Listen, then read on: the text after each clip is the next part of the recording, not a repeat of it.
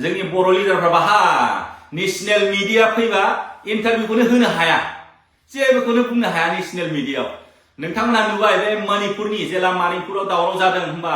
Cookie मैथै बिसिबां debate खालामदों बिसोरो पार्लामेन्टआव नेशनेल मिडियायावबो बिसिबां डिबेट खालामदों बिसिबां थरख खालामलायदों नुबाय बिराद काउन्टार होदों जोंनि बर' लिडारफ्रा हायो नामा गैया लासिं सिं मानो होनबा जोंनाव मोजां सोलोंथाइ गैया जुदि मोजां सोलोंथाइ नांगौ होनबा जोंनो मोजां सोलोंथाइ नाङा दिनै नायदो दाना नोंसोर 500 थाखानि थाखाय भट होदोंमोन जौ खापसेनि थाखाय नोंसोर भट होदोंमोन दा मा लामाजों लांगासिनो दं जोंनि बर' लिडारफ्रा जोंनि जेसेबांखि दा पलिटिकल पावार एन्जय खालामदों सेस मानो होनबा बिसोरो बिटिसिनि इलेक्सनावबो गाग्लोबगोन एसटि मोननाय लोगो लोगो केन्डिडेट गसंनो हाबाय इलेक्सनाव कम्पिट खालामनो हाबाय आरो बे स्टेटनि एसेम्बलि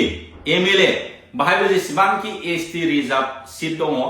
बाहाय गासिबो बिसोरो गावसिनि बिजाथिखौ गसंहोगोन गैला हो थांदो दाना दिसपुरनि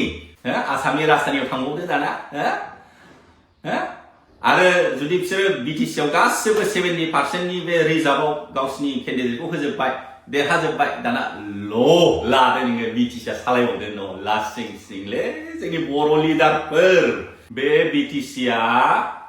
जोंनि बर' हारिनि थै दान होनानै लाबोनायसो गोबांथार मानसिफ्रा आन्दालनाव बुथारजाबाय जोंनो बर'लेण्ड नांगौ होननाय बे बर'लेण्ड सोमावसारनायनि नामावहाय गोबांथार जोंनि बर' बिमा जोंनि बर' बिब' बा बिनानाव रेप खालामजाबाय अयथासार खालामजाबाय सोरहाबा फिसालाफ्रा बुथारजाबाय बे साननै सानथाम बे सियाराव जिरायनो मोननायनि थाखायनो हारिखौ फानबाय खुलुमबाय गुड मर्निं नोंथांमोनहा बयबो आंखौ आरोबाव खावलायदों कमेन्टनि गेजेरजों मोनद' हारिनो जुदि एसटिखौ होमारोबा बर'फोरनि थाखाय मा खहा जागोन दिनै आङो बे भिडिअनि गेजेरजों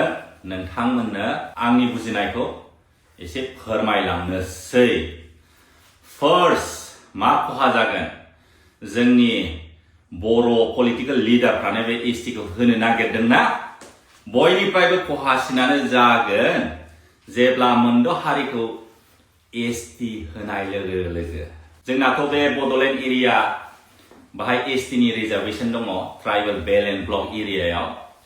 नोङो एमपियानो जा एमएलएआनो जा बेनिफ्राय जोंनि बे बिटिसिनि इलेक्सन एमसिएलएआनो जा बाहाय एसटिनि रिजार्भेसन दं जुदि एसटिखौ मोनमारोबा मा जागोन जोंनि बर'नि पलिटिकल लिडारफोर मा जागोन मिन्थिगौ नोंथांमोनहा गावनि आथिङावनो गावनो रुवाजों दाननानै लानायसो जादों एसटि मोननाय लोगो लोगो मा जागोन बिसोरबो मोनसे पलिटिकल पार्टी खुलिगोन पलिटिकल पार्टी खुलिनानै जेसेबांखि एसटि सिट बाहाय बिसोरो गावसिनि मानसिखौ होगोन नोंथांमोनहाथ' मिथिखायो गुबुन नन एसटि मानसिफोर बिसोरथ' मालाबाबो बर'नो भटखौ होनाय नंखाया होगोन बिसोर मालाबाबो बर'फोरखौ सैखाया बिसोरो बर'नो भट होगोन होआ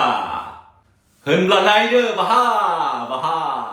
एसटि नांगौ नामा एसटि नांगौ ना नाङा होननाया बाहा सेस गावनि ओंखामखौनो गावनो फोजोबनानै लानाय आरो मोनसे खोथाया बुंबावो गावनि आथिङावनो गावनो रुवाजों दाननानै लानाय गेलेबावदो दाना बिटिसिनि चिफ जाबावदो बिटिसिनि इएम जाबावदो दाना आसामनि एमएलए जाबावदो बाहा नोंसोर हागोन बिसोरजों बर'नाथ' गावजों गाव अलरेडि बोफ्लेलायखाबाय भटफ्रा नोंसोर हागोन नोंसोर हागोन जुजिनो हागोन बिसोर लेखा फरायावबोथ' गोरोंखा बिसोरो नोंसोरथ' गैया बाहा ना डिग्रियानो दं ना मोजाङानो फरायनाय बिसोरो हास्लाबगोन मालाय मोजां कलेज मोजां इउनिभार्सिटियाव फरायनानै मोजां गियान लानानै फैखानाय एसटि होबा मा जागोन नोंसोर सानदों गावसोरनो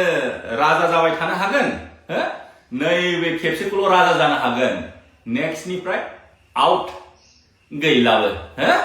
एसटि मोननाय लोगो लोगो मालाय गावसिनि हारिनि केन्डिडेटखौसो होसिगोन मानो होनबा बिसोरबो इलिजिबल जाबाय जोंनि बिटिसि आवथ' 70% एसटि रिजार्भ होमबा जेसेबांखि बे एसटि रिजार्भ जायगा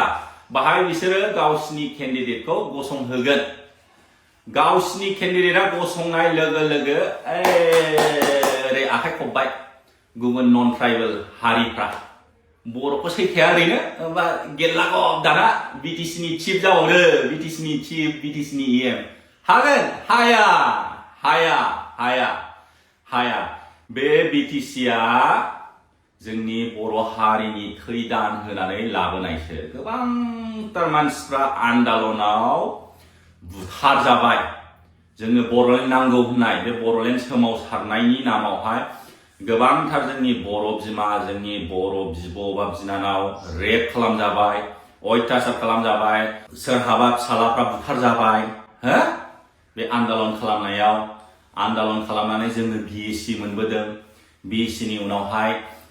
BTC मोनबोदों आरो नै दा 2020 आव BTR मोनदों होमबा बोरो नोंथांमोनहा ओरैनो जाम्बा जाम्था बे बर' बिमा बर' फिसाखौ बुथारहोबाय रेप खालामहोबाय दा थाङै थुङै आराम रेडिमेड जाजोब्बाय गासिबो हो बेखौ गुबुन हारिनोसो आराम जाहोनो थाखाय नोंथांमोनहा बे BTCखौ लाबोबाय होमबा आन्दालनखौनो खालामनाङामोन बेबायदि राननानै जानो लुगैदोंबा नोंथांमोनहा हो राननानै जानो लुगैदोंबा मानो दावहा नांनांदों मानो आन्दालन खालामनांदों एसे बुजिनानै ला बिनि थाखायनो सोलोंथाइया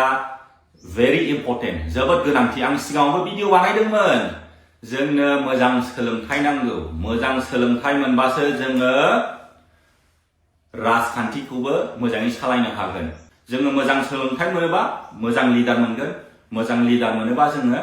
राजखान्थिखौबो जोङो मोजाङै सालायनो हागोन आरो मोजां सोलोंथाइ मोनोबा जोङो फालांगिखौबो मोजाङै मावनो हागोन रांखान्थियाबो फैगोन जोंनि बर' हारियाव बाहा मोजां सोलोंथाइ दं गैया बे लकेलावल' फरायबाय दुगा जाबाय एसे गामि बारबानो गैला थनथ्र'नानै थाबाय नाथाय बे गुबुन हारिफ्रा नायदो मालाय मोजां मोजां कलेज मोजां मोजां स्कुलाव फरायनानै डिग्री लाजोबनाय बिसोरो कनफिडेन्ट भाषायावबो आखा फाखा हो लिरनाय फरायनाय गासिबो आयदायाव हो जोंनि बर' लिडारफ्रा बाहा नेशनेल मिडिया फैबा इन्टारभिउखौनो होनो हाया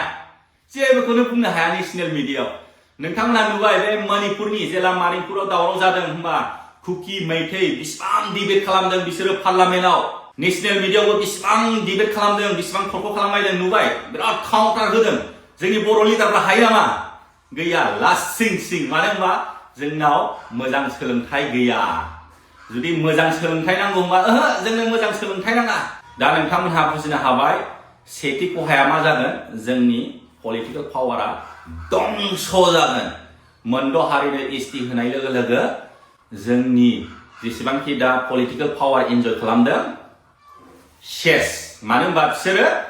बिटिसिनि इलेक्सनावबो गाग्लोबगोन एसटि मोननाय लोगो लोगो केन्डिडेट गसंनो हाबाय इलेक्सनाव कम्पिट खालामनो हाबाय आरो बे स्टेटनि एसेम्बलि MLA बाहायबो जेसेबांखि एसटि रिजार्भ सिट दङ बाहाय गासिबो बिसोरो गावसिनि बिजाथिखौ गसंहोगोन गैला थांदो दाना दिसपुरनि आसामनि राजधानियाव थांबावदो दाना आरो जुदि बिसोरो बिटिसिआव गासिबो 70%नि बे रिजार्भआव गावसिनि केन्डिडेटखौ होजोबबाय देरहाजोबबाय दाना लादो नोङो बिटिसिआ सालायबावदो न' लासिं सिंलै जोंनि बर' लिडारफोर सोरबा मोजां लेखा गोरों सोरबा IAS IPS बा सोरबा ACS बिदिनो गिदिर गिदिर अफिसारफोर एडभाइस होयोबा नोंथांमोनहा धोमखियोसो नोंलाय मा रोंगौ बाद दे गुलि मार नों जे मावदों बेखौ मावनानै जाबाय था बेफोरबायदि होननानैसो धमखि होयो बेफोरबायदिनि थाखायनो बिदि जालांगासिनो दङ आं आसा खालामबाय नोंथांमोनहा सेथि प्रब्लेमखौ बुजिनो हाबाय दाना नैथि प्रब्लेमानो जाहैबाय एजुकेशनल इन्स्टिट्यूशनफ्राव एडमिशन मोननाय एसटि रिजार्भनि कलेज बा इउनिभार्सिटि जों बाहा मोननो जोंनि मार्क्सफ्रा ओरैबायदि खादौबा बिराद लेस जायो मालाय बिसोरथ' अलरेडि एडभान्सखा अलरेडि रोंखानाय राखानाय आरो एसटि रिजार्भ मोनबावोबा बिसोरो जेसेबांखि स्कुल कलेजनि बे एसटि रिजार्भआव एडमिशन होयोबा सेस बिसोर लाजोबगोन जों बर'फ्रा गैया आन्दायनानै थादो। थामथियानो जाहैबाय आर साख्रिनि ST रिजार्भेसन जेसेबांखि ST रिजार्भेसन साख्रि दङ बाहाय बिसोरनो मोनजोब्बाय मानो होनबा जोंनाथ' गैखाया पार्सेन्टेजखौबो जोङो मोजाङै मोननो हाया। दा ST रिजार्भआवबो नों ST होननानै जायाथ' सोरनि मार्क्सआ रासिन बेखौसो नायो हो बिसोरनि मार्क्सफ्रा अलरेडि हाइखा मालाय बिसोर गोरोंखा हो बिसोरो अलरेडि बिराद एडभान्सखा बिसोरनि पार्सेन्टेजफ्रा अलरेडि जोंनि बर' हारिफोरनिफ्राय बारासिन मोनखायो मानो होनबा बिसोरो आनरिजार्भ केटेगरियावबो बिसोर कमप्लिट खालामनो हाखायो। अब्ला बिसोरो आनरिजार्भ केटेगरियावबो कमप्लिट खालामबाय आरो बे STनि रिजार्भेसनावबो कमप्लिट खालामबाय होनबा न' लादो जोंनि बर'फोर जाम्बाफोर लाबावदो न' दाना साख्रिखौबो गोथाङैनो गोथैलै जोंनि बर' हारिया बबे लामाजों थांगासिनो दं बे साननै सानथामनि सियारनि थाखायनो हारिखौ फानबाय हो बे साननै सानथाम बे सियाराव जिरायनो मोननायनि थाखायनो हारिखौ फानबाय। नों बोसोरबा बा 10 बोसोरल'सो इन्जय खालामबाय नाथाय नोंनि इयुननि जोलैया मा जागोन ना नोंनि फिसा फिसौ मा जागोन उनावहाय मा जागोन हो मिन्थिदों बेखौ हो जेरै नोंथांमोनहा नायदो जोंनि बे बड'लेण्ड एरियायाव खुनु बांगाल होननायानो गैयामोन। बेखौ सोर लाबोदों बांगालफोरखौ जोंनि बे कंग्रेसनि MLA गोदोनि बिसोर बे बांगालफोरखौ सोनानै दोनफैजोबदों भट बेंकनि थाखाय।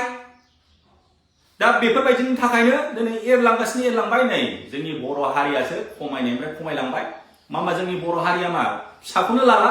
खुनुरुखुम सासेल' लायो सोरबा लाबावला। दा मालाय नै बांगालफ्रा साब्रै साबा हाबा लायो बिसि बेनिफ्राय गथ' खाङो हो सासे हिनजावना 8 जन 9 जन गथ' दं बिसिनि पपुलेसना बांगासिनो आरो डेम'क्रेटिक कान्ट्रियाव पपुलेसन इज ए पावार जायनि हारिया पपुलेसन बारा गभर्नमेन्टआबो बेखौसो इम्परटेन्स होयो मानो होनबा भट बेंक भट नांगौ भट गैयाबा देरहाया बुजिनो हादोंना। दा जोङो खौसेथि जानांसिगोन जोंनि बर' हारिफ्रा जोंनि रायजो राजाफ्रा जोङो इलेक्सन समाव मेगन खाना जानो नाङा सोरबा जौ पेक मोनसे मोनलोंबानो बेदर एसे मोनजाबानो गैला आरो सोरबा 500 थाखा मोनबानो होबाय बिजों बायजाबाय। दा बेफोरनि थाखायथ' सेस दिनै नायदो दाना हो नोंसोर 500 थाखानि थाखाय भट होदोंमोन हो जौ खापसेनि थाखाय नोंसोर भट होदोंमोन दा मा लामाजों लांगासिनो दं जोंनि बर' लिडारफ्रा बुजिबायना हो गोदो न' बड'लेण्ड न' रेस होनोमोन दा बोरो गैला हो जेबो एगेन्स्टखौनो बुंनो हाला पलिटिक्सआव फैनाय लोगो लोगो बुजिबायना। आसा खालामबाय दा नोंथांमोनहा बुजिनो हाबाय होननानै जुदि बे मोनद' हारिनो ST होयोबा मा खहा जागोन बयनिफ्रायबो खहासिना जोंनि बर' हारियानो जागोन मानो होनबा जोंनि बर' हारिनि एजुकेसन लेभेला दाबो गैया बिराद ल' हो जोङो पुरा BTC खौ सेनानै लाजागोन जोङो गोबांथार मानसि बुथारजानानै थैदान होनानै रेप खालामजानानै दिनै जोङो बे BTC खौ लाबोदोंमोन दा मालाय हारिखौसो सालायहोनोसै आरो ST जानाय लोगो लोगो बिसोरबो कमप्लिट खालामनो हाबाय हो नोङो जुदि इलेक्सनाव गेलेयोबा बिसोर देरहाजोबगोन जोंनाथ' बर'फ्रा गावजों गाव लिडार जानो लुबैलायनानै गैखाला रानलायलायखाबाय गैखाला बर'नि बखरा गैखाला एबसुलुट मेजरिटि गैला दा बेफोरबायदिनि थाखायथ' गुबुन हारिखौ फुस्लायनानै जों नोंसिनो ST होगोन जोङो भट हो बिदि होननानै नै दा प्रब्लेमा बाहायनो जादों बुजिबायना। एजुकेशनेल इन्स्टिट्यूशन कलेज इउनिभार्सिटियावबो एडमिशन मोननाय नंखाया बर' हारिया आं होनखायो आरो साख्रियावबो सेस सेनानै लाजोबगोन।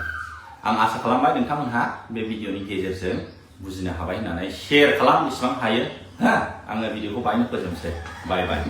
जय बर' हारिनि।